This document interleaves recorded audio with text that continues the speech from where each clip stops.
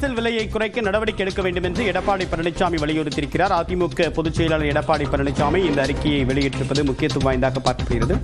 இந்த கோரிக்கை யாரை நோக்கி முன்வைக்கிறார் சுபாஷ்? மத்திய அரசுக்கும் மாநில அரசுக்கும் சேர்த்து இந்த கோரிக்கை இருக்கிறது என்பதுதான் நாம் புரிந்து கொள்ள வேண்டும். வளைகுடா நாடுகளுக்கு போர் காரணமாக ஏற்பட்ட கச்சா எண்ணெய் விலை உயர்வு காரணமாக மத்திய எண்ணெய் நிறுவனங்கள் சமையல் எரிவாயு சிலிண்டர் விலை, வணிக வரி சிலிண்டர் விலையையும், பெட்ரோல் டீசல் விலைகளையும் உயர்த்தியுள்ளனர். இதனால் பொதுமக்கள் பெரிதும் பாதிப்புக்குள்ளாக சூழ்நிலை உருவாகியுள்ளது.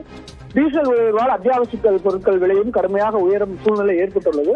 மக்களுக்கு ஏற்பட்டுள்ள பாதிப்பை போக்கும் வகையில் பெட்ரோல் டீசல் சமையல் எரிவாயு மீதான விலை குறைக்க நடவடிக்கையை மத்திய அரசை வலியுறுத்துகிறேன் என்று கேட்டுக் கொண்டிருக்கிறார்.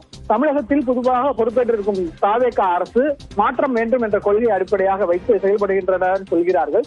பெட்ரோலுக்கும் டீசலுக்கும் எரிவாயு சிலிண்டருக்கும் உள்ள விற்பனை வரியை குறைக்க வேண்டும் என்று அதிமுக சார்பாக கேட்டுக்கொள்கிறேன் என்று அதிமுக பொதுச் செயலாளர் எடப்பாடி பழனிசாமி கேட்டுக் கொண்டிருக்கிறார். இன்றைய தினத்தில் பெட்ரோல் டீசல் விலை ₹3 மேல் ஏறி இருக்கிறது.